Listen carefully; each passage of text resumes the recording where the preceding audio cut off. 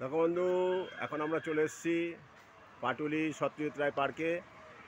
এই পার্কটা কেএমডি এর মাধ্যমে বিয়েবাড়ি বা অন্য কোনো বিনোদনমূলক অনুষ্ঠানের জন্য ভাড়া দেওয়া হয়।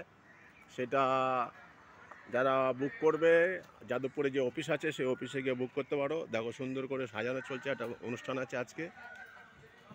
আর যে যেরকমভাবে সাজাতে পারো সেটা তার নিজস্ব ব্যাপার। আমিও চলে এসেছি এখানে আজকে দেখতে। এত সুন্দর লাগছে জায়গাটা, এর ভিউটাই অসাধারণ, বিশাল বড় জায়গা। আর এই সত্যজিৎ রায়বাবু আমাদের আমাদের পশ্চিমবঙ্গের নাম উজ্জ্বল করেছিল, অস্কার পেয়েছিল পথের পাঁচালীর জন্য।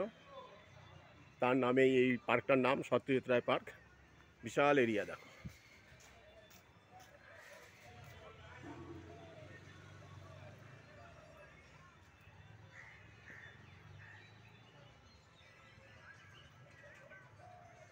এরিয়াটা নায়না করা 40-50 কাঠার বেশি হবে।